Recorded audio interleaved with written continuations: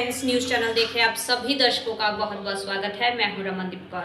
इस वक्त की बड़ी खबर आ रही है प्रयागराज से। क्या है पूरा मामला, देखने के लिए बने रहिए हमारे साथ। एक बार फिर रिश्तों को तार-तार करने का मामला संगम नगरी प्रयागराज में सामने आया है, जहां पति ने पत्नी को चापड़ से मारकर बुरी तरीके से घायल कर दिया। अब गंभीर अवस्था में उसका इलाज प्रयागराज के स्वरूप रानी नेहरू अस्पताल में चल रहा है। इस पूरे प्रकरण में जहां एक तरफ घायल महिला सोनी की बहन और डॉक्टर ये बता रहे हैं कि महिला को उसके पति ने चापड़ से मारा है, तो वहीं दूसरी तरफ पुलिस ये बताने में लगी है कि उस महिला के ऊपर डंडे से हमला किया गया है। मामला प्रयागराज के अतरसुइया थाना क्षेत्र के मीरापुर मोहल्ले के हर्षवर्धन नगर का है, जहां पर पति ने उसका विवाद पर अपनी पत्नी के ऊपर चापड़ से हमला कर दिया और कई वार करके उसे बुरी तरीके से जख्मी कर दिया।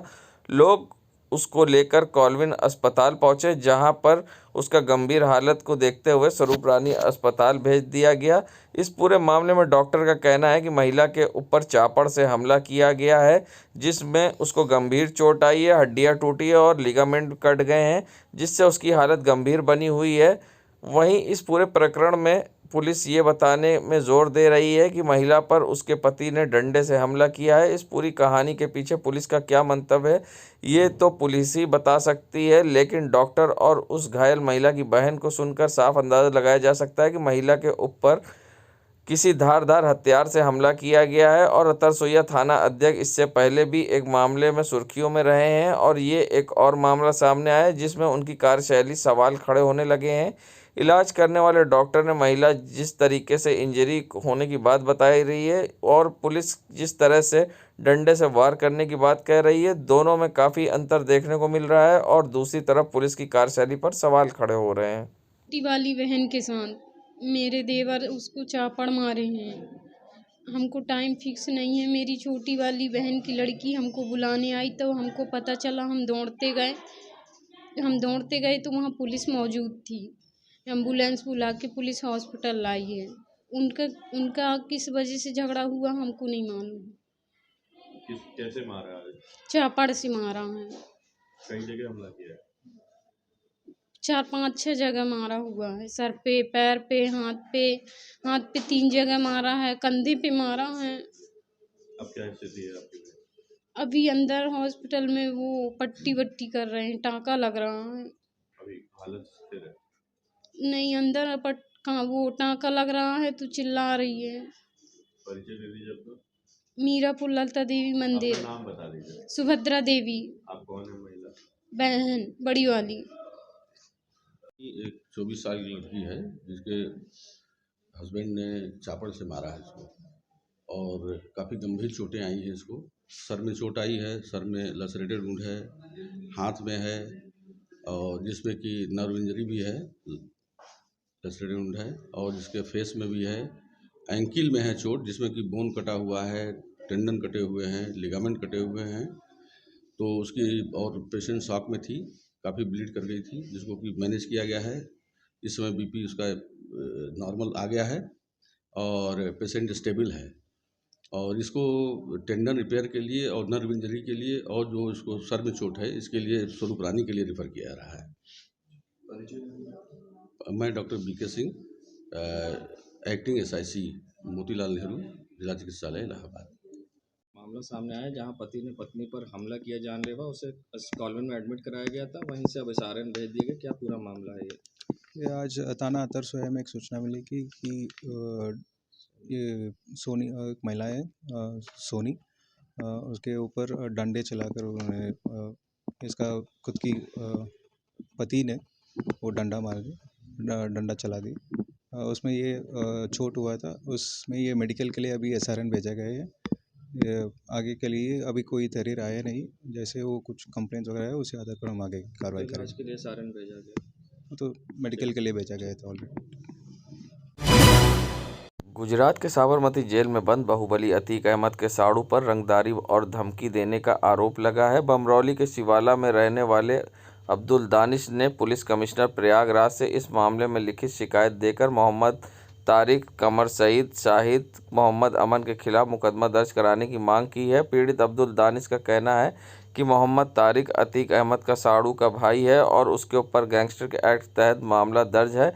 14 फरवरी को इन सभी ने असलाह सटाकर जान से मारने की धमकी दी है और 10 लाख रुपए की रंगदारी मांगी है। जॉइंट कमिश्नर ने मामले का संज्ञान में आने के बाद पूरा मुफ्ती पुलिस को जांच करके कार्रवाई करने के निर्देश दिए हैं। लेकिन सबसे बड़ा सवाल ये है कि अतीक अहमद जेल में बंद है तो वहीं रिश्तेदार गुर्गे अभी भी रंगदारी वसूलने व ज़मीन पर कब्जा करने का खुलेआम कार्य कर रहे हैं। ऐसे में बड़ा सवाल खड़ा होता है कि इन पर किस तरह से लगाम लगेगी और जिस तरह से पीड़ित ने मदद की गुहार लगाते हुए क्या कुछ कहा है, आइए सुनाते हैं आपको क्या कहना है अब्दुल दानिश का।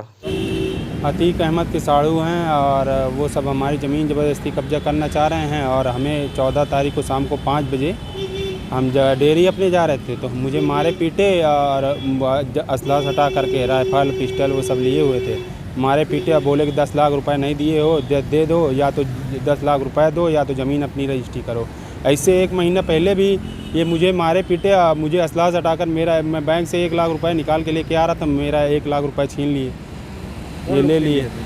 ये अतीक अहमद के साड़ू मोहम्मद तारिक और कमर सईद, शाहिद और उनके लड़के मोहम्मद अमन, तो ये अक्सर मारते पीटते रहते हैं। या तो बोलते हैं कि यार मुझे पैसा दो यहाँ रहना है तो, या तो ज़मीन अपनी लिखो, और ज़बरदस्ती इसी तरीके से करते रहते हैं हमेशा। आज हमने कमिश्नर के यहाँ पेश होकर के एप्लीकेशन दिया। अपने क्षेत्र की खबरों को देखने के लिए डाउनलोड करें पब्लिक वाइब। संगम नगरी प्रयागराज के नैनी स्थित सैम हिगिनबॉर्डन्स कृषि विश्वविद्यालय के कुलपति प्रोफेसर आर.बी. लाल, उनके भाई विनोद बी. लाल तथा मैथ्यू सैमुअल सहित अन्य लोगों के खिलाफ जबरन धर्मांतरण कराए जाने के मामले में हाईकोर्ट ने फैसला सुरक्षित कर लिया है। ये आदेश न्यायमूर्ति मंजू रानी चौहान ने आर.बी. लाल व अन्य आरोपियों की अग्रिम जमानत अर्जी पर दिया है। बताते चले कि आर.बी. लाल सहित अन्य लोगों के खिलाफ उत्तर प्रदेश विधि विरुद्ध धर्म परिवर्तन अधिनियम 1921 धारा 3/5/1 तथा आईपीसी की धारा 531, 520, 420, 467, 468, 471 के तहत कोतवाली फतेहपुर के विश्व हिंदू परिषद के पदाधिकारी हिमांशु दीक्षित ने मुकदमा दर्ज कराया था।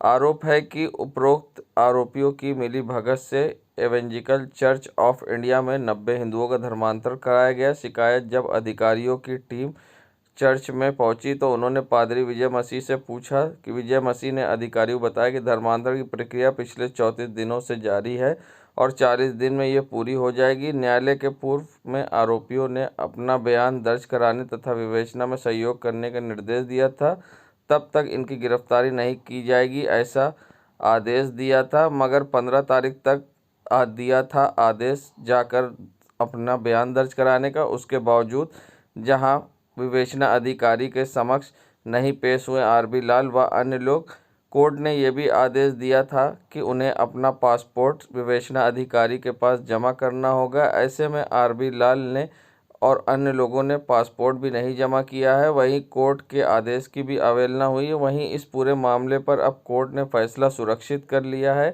बताते चले शुआर्ट्स के कुलपति आर.बी. लाल व अन्य लोग अभी फरार चल रहे हैं और पुलिस लगातार जगह जगह दबिश दे रही है। संगम नगरी प्रयागराज में जहां आस्था धर्म की नगरी में जहां संगम नोच पर आज इलाहाबाद विश्वविद्यालय के छात्रों ने जहां बिस्किट का शिवलिंग बनाया है। एक अद्भुत नज़ारा था। जहां अक्सर बर्फ़ की शिवलिंग आपने देखी होगी, मगर ये बिस्किट से बना अनोखा शिवलिंग इलाहाबाद विश्वविद्यालय के छात्रों ने बनाया है, जिसमें 1151 बिस्किट लगे हैं और करीब पूरे 1 दिन की मेहनत के बाद ये छात्रों ने तैयार किया है। सबसे बड़ी बात, संगम की रेती पर जहाँ डमरू के शंखनाद हुए और साथ ही विधि विधान से इस शिवलिंग की भक्तों ने पूजा की, तो वहीं शंकर भगवान के भेष में संगम तट पर मौजूद शंकर जी भी शिवलिंग के पास बैठे दिखाई दिए। तो ऐसे में मेला पुलिस अधिकारी भी वहां दर्शन करने पहुंचे। क्या कुछ कहना था सेंट आर्टिस्टों का इस पर, आइए सुनाते हैं। रहते हैं हर एक ओकेज़न पे। तो आज हम लोगों ने महाशिवरात्रि का पर्व है, इस पे हम लोगों ने नया क्रिएटिव किया है, जो कि बिस्किट से शिवलिंग बनाया है। हमारे विश्व धरोहर जो खजुराहो का मंदिर है, कंदरिया महादेव मंदिर, उससे हम लोगों ने इंस्पायर हुए हैं और वो भव्य शिवलिंग जिस प्रकार है उससे रिलेटेड हम लोगों ने इस बिस्किट को बनाया है। इस बिस्किट को बनाने में करीब 6 घंटे लग गए हैं। मित्र मनोज, दीपांजलि और अंकित ने काफ़ी सहयोग दिया है और 1151 बिस्कुटों से हमारे ये शिव जी का लिंग तैयार हुआ है। क्या नाम? मेरा नाम अजय गुप्ता, इलाहाबाद विश्वविद्यालय। ठीक है। समय लगा, क्या इसके पीछे मकसद है, क्या कीजिएगा? हम लोगों ने महाशिवरात्रि के पर्व पर ये शिवलिंग बनाया है, जो कि बनाने में हमें 1 दिन का समय लग गया है और ये हमें इसमें 1151 बिस्किट लगा है और इसका जो आउटलुक है वो एकदम जो MP में खजुराहो का कंदरिया मंदिर है उसका हम लोगों ने शिवलिंग बनाया है। और इसके साथ साथ हम लोगों ने हमारे सहयोगी अंकित, मनोज और सबसे मेन हमारे जो हेड हैं वो अजय कुमार गुप्ता, उनके इसमें रह के हम लोगों ने साथ में ये बनाया है। परिचय बता दीजिए। दीपांजलि कुमारी, इलाहाबाद से। एक मिनट आप आ जाइए। अच्छा लगा है और हम लोग बहुत एक्सपायर हो रहे हैं कि बच्चे इतना बढ़िया जो है एक तो नया मैंने इतिहास बना रहा है, क्योंकि बर्फ़ वगैरह का तो बनता देखा, लेकिन बिस्कुट का एक तो अजीब लग रहा है और अंदर में बहुत खुशी हो रहा है। परिचय बता दीजिए। दीपांजलि के हम पिताजी हैं।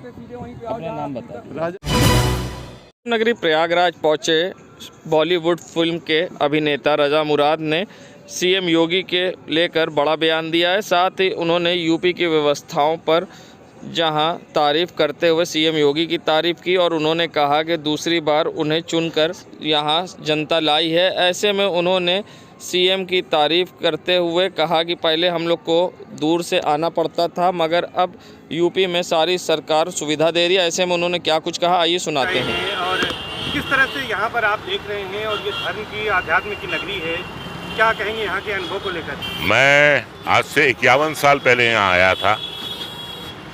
सिविल लाइन्स पे कोई बार्नेट्स होटल था, मैं वहाँ ठहरा था और यहाँ कोई उत्तम पैलेस नाम का कोई थिएटर है, वहाँ फिल्म परिचय लगी थी तो वो मैंने देखी थी। बड़ा प्यार है इस शहर से, संगम भी है, गंगा जी भी हैं, जमुना जी भी हैं और यहाँ दोनों का मिलन होता है। ये बहुत ही एक पवित्र और पावन स्थल है और क्योंकि मेरा ताल्लुक़ उत्तर प्रदेश से है, मैं रामपुर का वासी हूँ और रामपुर से ही मैंने प्राइमरी एजुकेशन हासिल की, तो इलाहाबाद आता रहता हूँ जब भी कोई मौका होता है और एक अच्छी तब्दीली देख रहा हूँ यहाँ पे। एक अच्छा चेंज दिखाई दे रहा है आपके शहर में। अच्छा, क्या दिख रहा है आपको, क्या बदलाव आया है? बदलाव काफ़ी अच्छा लग रहा है। बड़ी बड़ी इमारतें जो पहले नहीं थीं अब दिखाई दे रही हैं, सड़कें चौड़ी हो गई हैं, गाड़ियाँ ज़्यादा हो गई हैं और सबसे अच्छी बात यह है कि बॉम्बे से कनेक्टिविटी हो गई है एयरपोर्ट के थ्रू, तो ये पहले नहीं था। जब भी हमें आना होता था तो हम वाराणसी उतरते थे और 120 किलोमीटर हमें आना पड़ता था, लेकिन आज ये सुविधा है कि मुंबई टू प्रयागराज जो है वो डायरेक्ट कनेक्टिविटी हो गई। फिल्मों को बढ़ावा देने की बात देखते हैं। नहीं, मैं इसका स्वागत करता हूँ। इससे क्या होगा, देखिए लोग यहाँ आने से इसलिए कतराते थे कि उन्हें सिक्योरिटी नहीं मिलती थी, उन्हें सरकार से कोई सुविधा नहीं मिलती थी, उन्हें सरकार की तरफ से कोई एश्योरेंस नहीं मिलता था। आज हर चीज़ है, आज सिक्योरिटी भी है, आज सुविधा भी है, आज जो है सरकार पैसा भी देती है अगर आप यहाँ शूटिंग करते हैं तो। और इतने अच्छे अच्छे यहाँ पे लोकेशंस हैं कि आज तक कोई वहाँ पहुँच नहीं पाए और उसकी वजह यह है कि बस जितने भी स्टार्स हैं वो ज़रा यहाँ आने से पहले घबराते थे, क्राउड की वजह से, तोड़ फोड़ की वजह से अक्सर हो जाती थी शूटिंग्स में। पब्लिक जो है वो उत्तेजित हो। आपको लगता है कि यूपी का बेहतर हुआ है? काफ़ी बेहतर हुआ है, बहुत बेहतर हुआ है, बहुत बेहतर हुआ है और ऐसा होना भी चाहिए। सरकार को लेकर क्या कहेंगे? देखिए, ऐसा है, सरकार को लेकर मैं यही कहूँगा कि ये सरकार जो है ये दूसरी बार दूसरी बार चुनकर आई है। जनता जो है जनार्दन है। अगर जनता नाराज होती है तो सरकार फिर दूसरी बार नहीं आती है। यकीनन यूपी की जनता जो है इस सरकार से खुश है, मुख्यमंत्री जी से खुश है, इसलिए भारी मात्रा में दोबारा सरकार उनको लेकर आई है। तो सिर्फ डायलॉगबाजी से कुछ नहीं होता, डायलॉगबाजी फिल्मों में चलती है, यहाँ भी थोड़ी बहुत चलती है, लेकिन डायलॉगबाजी के साथ साथ काम भी करना होता है और काम हो रहा है।